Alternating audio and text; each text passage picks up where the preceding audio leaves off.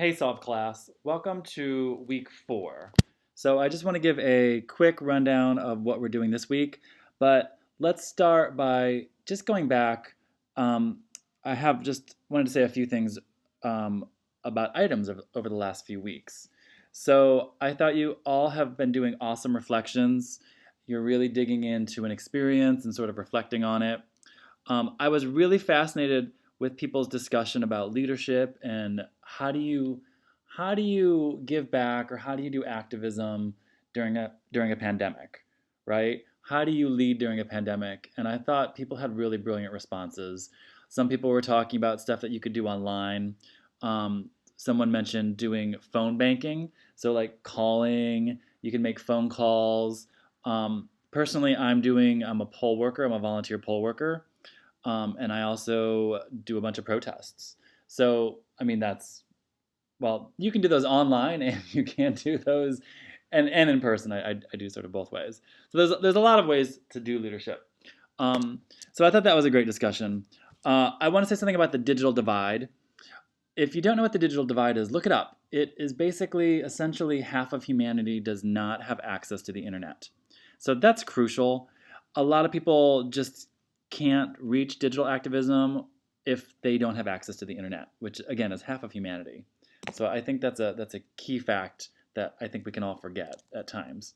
I'm going to send out a doodle poll this week about times if we want to meet face to face. So look out for that. I'm still commenting on people's interfaith reflections. So let's get to this week's reflection. So this is what you see here is Google Arts and Culture. So what I want you to do for the reflection this week is our main University of La Verne values are diversity and inclusivity. So I want us to really engage that on a field trip. We have a short reading, read that first, and then I want you to go on a field trip to expand your idea of um, diversity, inclusivity, and we can all expand our cultural knowledge together. So the way I think about this is just pick a place or a site that interests you. So I could start with there's categories. There's also the the search box. So you can search up here, or you can just sort of go through randomly. If I go to places, I can be like, okay, there's a lot of places. Like there's seriously a lot of places. Um, I can go to Mexico. I can scroll around. I can go to the Frida Kahlo Museum. There's a lot of places to go. I think I'll go. Where do I want to go? I mean, yeah, I could try here, right? I could go to the Museo Nacional de Antropología. I've actually been here, and right, interact with the collections and take a tour of the collections and let this, right, in part, come into your reflection, right? How does engage diversity and inclusivity by being able to go to these diverse places?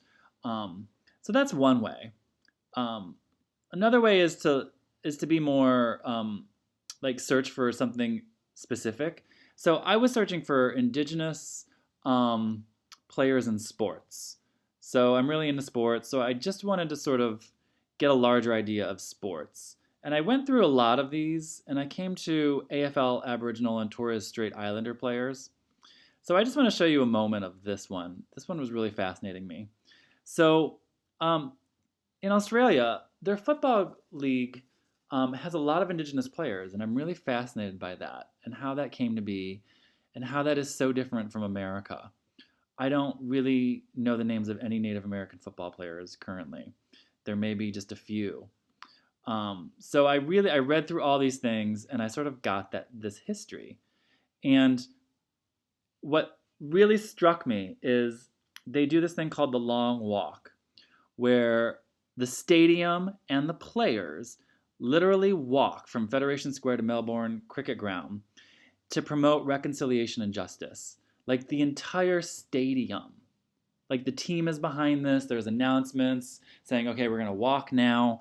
I I would just if this could happen in American sports, That would be so huge, right? Getting everyone to participate and to do something and to take a stand. So this just really blows my mind. And again, this was organized by Indigenous leaders. So this really changes my thoughts about sports and nationalism and players and race and diversity and inclusivity and cultural knowledge and ways to protest and ways to give back. So this is just one example of something that I would write about this. I would incorporate this in my reflection and how this changes my understanding of inclusivity and diversity in sports. Why don't we have more Indigenous players? Why can't we ask the entire stadium to do something for social justice? As simple as walking. Um, so I think that would be huge. So that is your reflection this week. And again, you'll put it up on the discussion board. And everyone, please comment on each other's so we can sort of get a dialogue going. Thank you so much. Okay, bye bye.